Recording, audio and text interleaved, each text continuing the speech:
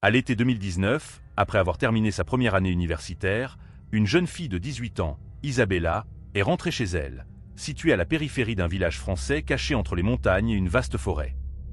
Pendant son enfance, Isabella a passé d'innombrables heures à explorer cette forêt, souvent seule, parfois accompagnée de son père ou d'autres membres de sa famille.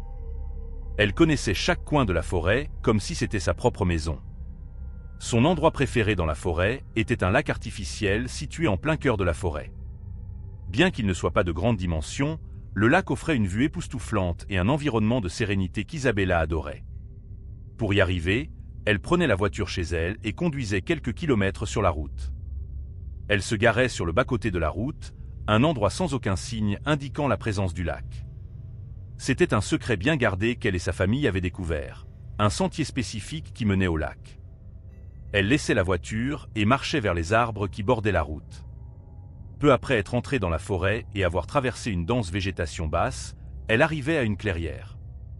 Devant, il y avait un petit ruisseau et, à gauche du ruisseau, un sentier étroit qui semblait avoir été formé par le trafic constant des animaux. Isabella suivait ce sentier animal, qui courait parallèlement au ruisseau. Elle marchait pendant environ 15 à 20 minutes jusqu'à ce que le sentier des animaux fasse un virage serré à gauche, s'éloignant du ruisseau. Et ainsi, elle arrivait à sa destination, le lac artificiel au cœur de la forêt. À ce stade du voyage, Isabella quitterait le sentier des animaux et continuerait à suivre le ruisseau, le traversant de temps en temps, marchant sur des pierres et se balançant sur les rives. Elle suivrait le cours du ruisseau vers le nord, pénétrant encore plus profondément dans le cœur de la forêt. Pendant environ 1 heure, elle marcherait à un rythme lent et constant jusqu'à ce que le ruisseau rencontre une rivière qui coulait d'est en ouest. À ce point, Isabella tournerait à gauche, en direction de l'ouest, et suivrait le long de la rive de la rivière pendant environ 20 minutes jusqu'à ce que la rivière se jette dans le lac artificiel. Elle s'assoirait alors sur un rocher au bord du lac, admirant la vue, observant les animaux et écoutant les sons de la nature autour d'elle. À un moment donné, elle se lèverait et retracerait ses pas, revenant tout le chemin jusqu'à sa voiture. Ce voyage, de la voiture au lac et vice-versa, prendrait environ 2 heures. Une partie de la raison pour laquelle Isabella aimait être dans cette forêt et ce lac était la sensation qu'ils étaient exclusivement à elle. Jusqu'à l'été 2019, les seules autres personnes qu'Isabella avait vues n'importe où dans cette forêt ou près de ce lac étaient des membres de sa propre famille, ce qui lui donnait un sentiment d'intimité. En juin de cette année, après son retour de l'université, Isabella était impatiente de visiter le lac artificiel, un endroit qu'elle n'avait pas visité depuis des mois en raison de ses études. Alors, un matin, elle se réveillait tôt et, seule, quittait la maison, montait dans la voiture et conduisait quelques kilomètres sur la route jusqu'à l'accotement familier. Elle garait la voiture, sortait et entrait dans la forêt, trouvant le ruisseau et commençant à suivre le sentier des animaux le long du ruisseau. Elle marchait pendant quelques minutes jusqu'à ce qu'elle arrive à l'endroit où le sentier des animaux déviait vers la gauche. Ignorant le sentier, elle continuait à suivre le ruisseau. Environ 30 minutes plus tard, alors qu'elle était peut-être à 1 ou 2 miles de la rivière qui coule d'est en ouest, elle continuait son voyage. À un certain moment de son voyage, Isabella entendait le son d'une cloche venant d'un endroit lointain, devant elle, en direction de la rivière. Le son était comme un seul tintement et, en l'entendant, elle s'arrêtait immédiatement. La forêt a toujours été un endroit solitaire, et le son de la cloche semblait venir de quelque part à l'intérieur d'elle. Isabella s'arrêtait, incertaine si elle avait vraiment entendu le son ou si c'était juste son esprit qui lui jouait des tours. Elle restait silencieuse pendant un moment, essayant de discerner le son. Puis, elle commençait à entendre la cloche sonner continuellement. Le son n'était pas uniforme, il était constant, mais sporadique, comme si quelqu'un tenait une cloche et la sonnait de manière aléatoire. Isabella commençait à réfléchir à l'origine du son. Elle pensait que cela pourrait être un chien perdu avec une cloche à son collier. Cependant, alors qu'elle écoutait le son sporadique de la cloche, elle réalisait qu'il était trop fort pour être une petite cloche de collier d'animal de compagnie. Elle commençait à imaginer des scénarios plus complexes, comme quelqu'un ayant une cloche à l'intérieur d'une boîte qui est tombée dans la rivière et qui frappait les pierres pendant qu'elle flottait en aval de la rivière. Malgré toutes les suppositions, Isabella n'était pas inquiète à propos de la cloche. En fait, elle était plutôt intriguée. Comme le son de la cloche semblait venir de la direction dans laquelle elle se dirigeait déjà, elle a décidé de continuer son voyage, dans l'espoir de découvrir la source du son. Alors, Isabella a repris sa marche le long du ruisseau, écoutant attentivement la cloche et réfléchissant à son origine. Environ 5 minutes après avoir repris sa marche, la cloche s'est soudainement arrêtée, plongeant la forêt dans le silence. Cela a surpris Isabella, car elle était tellement concentrée à écouter la cloche. À ce moment-là, Isabella s'est arrêtée et est restée silencieuse, espérant entendre à nouveau le son de la cloche. Cependant, tout ce qu'elle pouvait entendre étaient les sons naturels de la forêt autour d'elle. Isabella n'avait pas d'explication sur ce que pourrait être la cloche ou pourquoi le son n'avait cessé, mais elle n'était pas particulièrement inquiète à ce sujet. Elle supposait qu'il devait y avoir une explication logique à cela. Alors, avec un haussement d'épaule, elle a continué sa marche, se concentrant à nouveau sur l'arrivée au lac. Environ 10 à 15 minutes plus tard, alors qu'elle marchait toujours le long du ruisseau, elle a remarqué quelque chose devant elle, à gauche du ruisseau. Cela ressemblait à un objet ou peut-être à un animal allongé sur le sol. En s'approchant, elle a réalisé que c'était un castor, allongé sur le sol et sans tête. Isabella savait que la forêt abritait de nombreux animaux sauvages et que trouver le corps d'un animal qui avait été attaqué par un autre n'était pas inhabituel. Cependant, ce qui l'a surprise, c'est la précision de la coupe sur le cou du castor. C'était incroyablement propre et uniforme, comme si cela avait été fait avec un couteau très tranchant. La tête du castor était nulle part, et le reste du corps était intact, indiquant que le prédateur n'était pas intéressé à manger le castor. Alors qu'Isabella observait le castor, elle a remarqué qu'il n'y avait pas d'odeur. Lorsqu'un animal meurt, le corps commence à sentir rapidement en raison du processus de décomposition. L'absence d'odeur indiquait que le castor devait avoir été tué récemment. De plus, lorsqu'Isabella a doucement touché le corps du castor avec son pied, elle a réalisé que le corps était encore assez flasque, indiquant que le rigor mortis, qui est une partie du processus de décomposition où le corps durcit après la mort, ne s'était pas encore installé. En réalisant que le castor avait été tué récemment, Isabella a commencé à soupçonner que celui ou ceux qui avaient causé la mort de l'animal pourrait être à proximité. Elle ne pouvait s'empêcher d'associer le castor mort au son de la cloche qu'elle avait entendu précédemment. Avant, la cloche n'avait pas de signification pour elle, mais maintenant, considérant que le son venait de la même zone où elle avait trouvé le castor, cela l'a un peu perturbée. Isabella s'est surprise à regarder autour d'elle, vers les arbres, cherchant un signe d'une personne, peut-être un chasseur, qui pourrait expliquer ce qui se passait. Cependant, il n'y avait personne en vue. Elle a ressenti une légère panique, mais s'est rapidement ressaisie, se rappelant qu'il faisait jour, et qu'elle connaissait cette forêt comme la paume de sa main. Elle n'avait jamais rencontré une autre personne ou un animal prédateur dans la forêt, alors elle était convaincue qu'elle était en sécurité. Avec cela à l'esprit, elle a dépassé le castor et a continué sa marche. Finalement, Isabella est arrivée à la rivière qui coulait d'est en ouest. Elle a tourné à gauche et a marché pendant 20 minutes le long de la rivière jusqu'à ce qu'elle arrive au lac. Elle a apprécié la belle vue et le paysage, et après un certain temps, a décidé de rentrer. Elle a dépassé le castor sur le sol et a suivi tout le chemin du retour jusqu'à sa voiture et est rentrée chez elle. Une semaine plus tard, Isabella était à la maison, s'ennuyant. Soudain, elle a décidé que la meilleure façon de soulager son ennui serait de visiter l'endroit qu'elle aimait tant, le lac artificiel. Elle a informé ses parents de l'endroit où elle allait, a quitté la maison, est montée dans sa voiture et a conduit jusqu'au parking. Elle a garé sa voiture et est entrée dans la forêt à 18 h.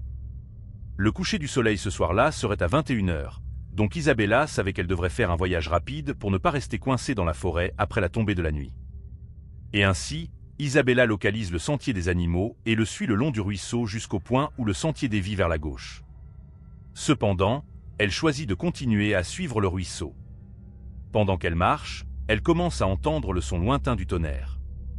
En regardant le ciel à travers les arbres, elle remarque qu'il commence à s'assombrir, bien qu'il reste encore quelques heures avant le coucher du soleil.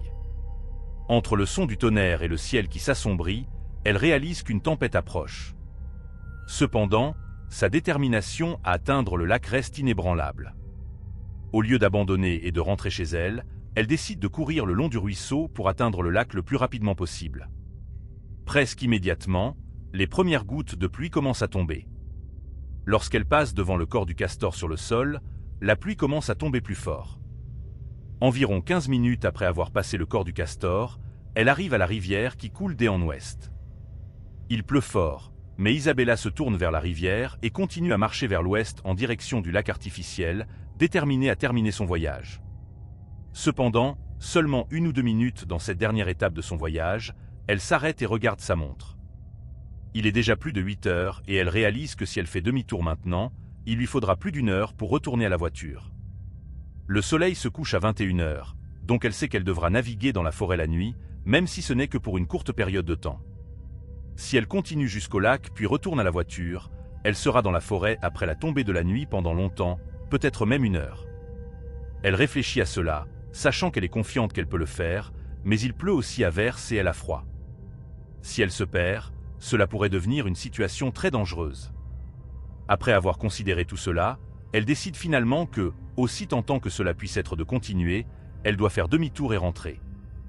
Elle doit rentrer chez elle. Et ainsi, Isabella fait demi-tour et commence à retracer ses pas le long de la rivière qui coule d'étang ouest, jusqu'à ce qu'elle arrive à l'endroit où le ruisseau rencontre la rivière. Elle tourne alors et commence à suivre le ruisseau vers le sud, en direction de la voiture. Pendant sa marche, la visibilité commence à diminuer en raison de l'obscurité croissante. Elle garde la tête baissée, concentrée sur le sol, pour éviter de trébucher. Elle marche prudemment sur les pierres et les zones boueuses, s'assurant que ses pieds sont bien ancrés. Alors que la pluie tombe autour d'elle, elle marche pendant environ 15 minutes quand soudain, quelque chose la frappe à la tête. Par réflexe, elle lève les yeux et lève les mains pour protéger son visage. Ce qu'elle voit la laisse choquée, c'est le corps du castor, suspendu à une corde attachée à une branche au-dessus d'elle. La tête du castor a été réattachée et cousue à ses pattes avant. En voyant le castor pendu à la corde, portant sa propre tête, elle est horrifiée. Sa première réaction est la nausée, et elle a envie de vomir. Elle commence à frotter frénétiquement ses cheveux là où le corps du castor l'a touché, craignant que des sucs de décomposition aient pu tomber sur elle. Après un moment, elle s'arrête et une réalisation terrifiante la frappe. Celui ou celle qui a attaché le castor à l'arbre et cousu sa tête à ses pattes doit l'avoir fait dans les 30 dernières minutes. Elle se souvient d'avoir passé devant le corps du castor sur le sol 30 minutes plus tôt, au même endroit où elle l'avait trouvé pour la première fois la semaine précédente. Maintenant, le castor est pendu à l'arbre.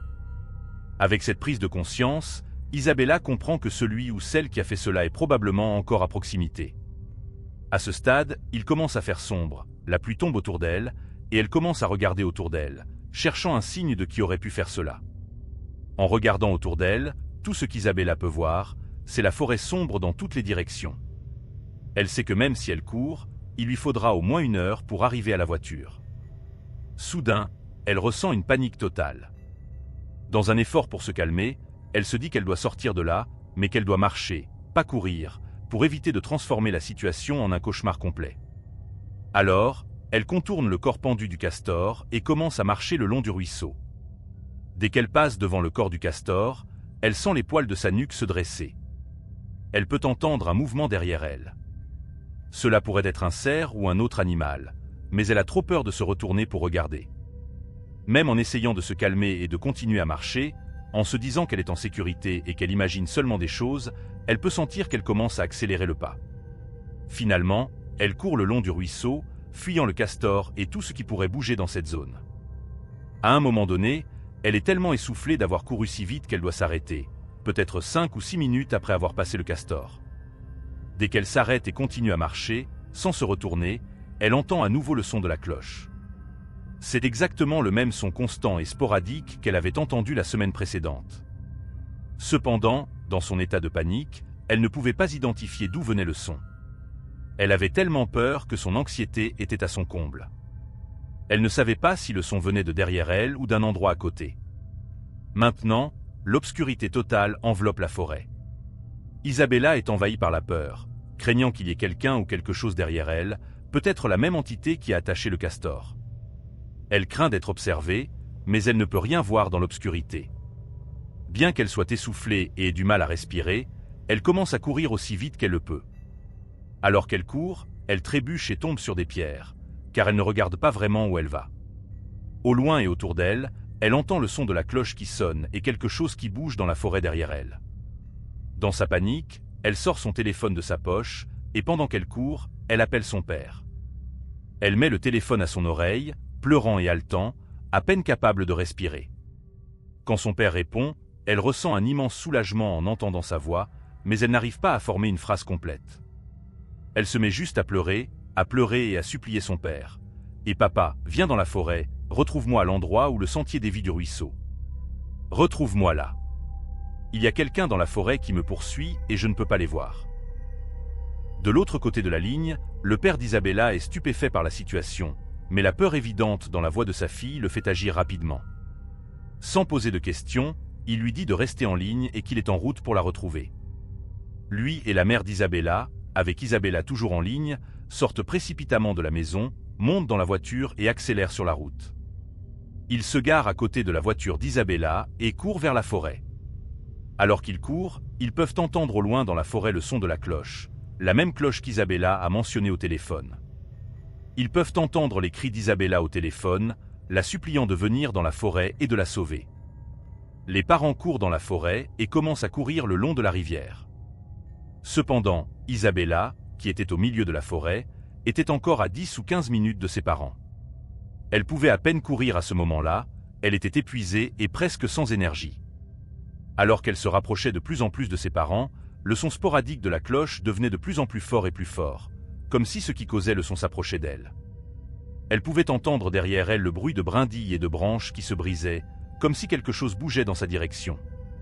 Finalement, quand il semblait que la cloche était juste derrière sa tête, elle s'arrêtait en défaite. Elle était très loin de ses parents et savait qu'elle ne pourrait pas les atteindre à temps. C'était presque comme si elle devait se retourner et finalement affronter ce qui était derrière elle. Terrifiée au-delà des mots, Isabella, qui pouvait à peine respirer et était si effrayée et fatiguée, se retournait lentement. Maintenant, quand elle se retournait et regardait dans une autre direction, elle regardait une clairière. Elle avait couru à travers cette clairière, et comme c'était une clairière, il y avait un peu de lumière de la lune qui descendait à travers les arbres, éclairant l'espace qui avait environ 15 mètres de large. En regardant à travers la clairière, au début, elle ne voyait rien. Et puis, une silhouette grande et sombre émergeait de la clairière. Dès qu'elle apparaissait, Isabella remarquait une cloche attachée à la taille de la figure. À chaque pas qu'elle faisait, la cloche sonnait bruyamment, produisant le son de la cloche. La figure commençait à se déplacer à travers la clairière et, alors qu'Isabella la regardait, il semblait que le temps avait ralenti. Elle ne pouvait pas comprendre ce qu'elle voyait, elle ne savait pas ce qu'elle regardait. Tout ce qu'elle savait, c'était que, qui que ce soit ou quoi que ce soit, cela venait directement vers elle. Soudain, Isabella ressentait une poussée d'adrénaline incroyable. C'était comme si son corps était entré en mode d'autoprotection. Elle se retournait et commençait à courir plus vite qu'elle n'avait jamais couru de sa vie. Alors qu'elle courait, tout ce qu'elle pouvait entendre était le son de cette cloche, qu'elle savait maintenant représenter les pas de cette chose. La cloche devenait de plus en plus rapide et plus forte, et elle savait qu'elle s'approchait d'elle. Elle commençait à crier à haute voix qu'elle était au téléphone avec la police, qu'ils étaient juste devant et arriveraient à tout moment. Mais, quoi que ce soit qui était derrière elle, cela n'a pas été dissuadé. Il avançait, se rapprochant d'elle seconde après seconde. Pendant ce temps, ses parents étaient arrivés au point de rendez-vous. Mais son père a senti qu'il ne pouvait pas simplement rester là. Il pouvait entendre sa fille crier, il pouvait entendre la cloche devenir de plus en plus forte. Il a simplement commencé à courir vers le son. Et, bien sûr, quelques secondes plus tard, il a vu sa fille sortir de la forêt. Elle a sauté dans ses bras, il l'a attrapée, s'est retourné et a couru vers le point de rendez-vous. Il a attrapé sa femme et tous les trois ont simplement couru hors de la forêt, de retour au parking, de retour à la voiture. Ils sont montés dans la voiture et ont démarré à toute vitesse. Ils pleuraient tous, ne sachant pas quoi faire de ce qui s'était passé. Isabella essayait d'expliquer ce qui s'était passé, mais les mots lui échappaient. Ses parents ont dit que quand elle était au téléphone, ils n'entendaient que les cris terrifiés de leur fille. Ils se répétaient l'un à l'autre, « J'ai entendu la cloche. J'ai entendu la cloche. » Le son de la cloche confirmait leur pire cauchemar, qu'il y avait vraiment quelqu'un ou quelque chose dans la forêt qui menaçait leur fille. Ils sont allés directement au poste de police, où Isabella a rapporté son expérience terrifiante dans la forêt. Ensuite, par précaution, ses parents l'ont emmenée à l'hôpital. Là, il a été déterminé qu'elle allait bien, à part quelques ecchymoses et égratignures causées par la chute. Le lendemain matin, la police est allée dans la forêt, jusqu'à la zone qu'Isabella avait décrite. Ils ont fouillé le sentier de l'animal et tout le ruisseau, mais n'ont trouvé aucun signe de la silhouette sombre avec la cloche. Isabella a dit à la police qu'elle avait un sac qu'elle avait laissé tomber en courant le long du ruisseau. Elle se souvenait d'où elle l'avait laissé tomber, mais quand la police est allée dans cette zone, le sac avait disparu. Le castor n'était plus là non plus. Il n'était pas pendu à l'arbre, ni sur le sol. Il avait disparu. La seule chose inhabituelle que la police a trouvée était un t-shirt soigneusement plié et placé sous une pierre, un peu en dehors du ruisseau, essentiellement le long du chemin où Isabella aurait couru. Cependant, la police, Isabella et sa famille n'avaient aucune idée de ce que cela pourrait signifier. À la fin de tout cela, la police a suggéré à Isabella et à sa famille qu'il était fort probable qu'elle ait rencontré un individu mentalement perturbé vivant dans la forêt. Peut-être que lorsqu'Isabella est entrée dans la forêt, cette personne a eu l'impression qu'elle envahissait son territoire et a donc essayé de l'effrayer. Cependant, il a été difficile pour Isabella d'accepter cette explication. Alors qu'elle fuyait ce qui était derrière elle, elle avait le sentiment que sa vie était en danger. Si ce n'était pas pour son père, qui a couru dans la forêt et l'a littéralement prise, la menant loin, elle n'aurait peut-être pas pu sortir de la forêt, car elle aurait pu être attaquée et tuée par qui que ce soit là-bas. En repensant à toute l'expérience, Isabella pensait à ce moment où elle s'est retournée et a vu cette figure entrer dans la clairière à la lumière de la lune pour la première fois. Lorsque la figure est apparue à la lumière de la lune, la façon dont elle bougeait, les pas qu'elle faisait, n'étaient pas normaux. Ils étaient anormaux. Il y avait quelque chose d'étrange dans le mouvement de cette figure. Il ne semblait pas qu'elle regardait une personne, mais plutôt un grand animal. Malgré son épreuve, il n'y a eu aucun signalement étrange dans cette forêt. Cependant, presque personne n'entre dans cette forêt, à part Isabella et sa famille. Et Isabella et sa famille n'ont plus jamais mis les pieds dans cette forêt. Ainsi, qui que ce soit ou quoi que ce soit qui se cache dans cette forêt, reste là, enveloppé de mystère.